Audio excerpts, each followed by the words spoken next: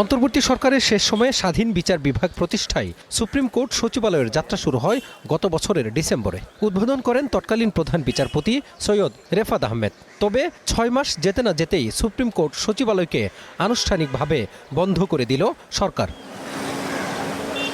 সরকারের এমন সিদ্ধান্তে ক্ষুব্ধ বিরোধী দল। বৃহস্পতিবার দুপুরে এ বিষয়ে কেন্দ্রীয় কার্যালয়ে সংবাদ সম্মেলনে নিজেদের অবস্থান তুলে ধরে জামাত ইসলামী। সচিবালয় বিচার বিভাগের জন্য আলাদা সচিবালয় স্থাপন করা। এ সময় আইনজীবী শিশির মনির জানান, বিএনপি জুলাই সনদ থেকে সরে এসে স্বাধীন বিচার বিভাগকে বৃদ্ধাঙ্গুলি দেখাচ্ছে। বিচার বিভাগীয় সচিবালয়কে বিলুপ্ত করার মাধ্যমে মূলত বিচার বিভাগের উপর একটি চপেটাঘাত করা হয়েছে।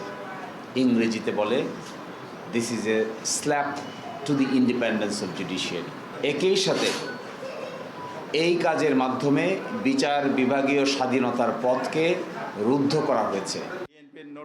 দলটির সহকারী সেক্রেটারি হামিদুর রহমান আজাদ অভিযোগ করেন, কর্তৃত্ববাদী শাসন প্রতিষ্ঠা করতেই বিচার বিভাগকে আবারও আগের অবস্থানে নিয়ে যেতে চায় সরকার। তবে জামাত এসব বিষয়ে আপোষহীন থাকবে। এটা সবকিছুর মূল উদ্দেশ্য হচ্ছে রাষ্ট্রের মধ্যে একটা কর্তৃত্ববাদ পুনরায় প্রতিষ্ঠা করা এবং বিগত ফ্যাসিস্ট আমলে যেই পদ্ধতিতে সরকার ও রাষ্ট্র পরিচালনা করা হয়েছে, বর্তমান সরকারও প্রতিটি ধাপ এবং পদক্ষেপে সেদিকে ফিরে যাচ্ছে।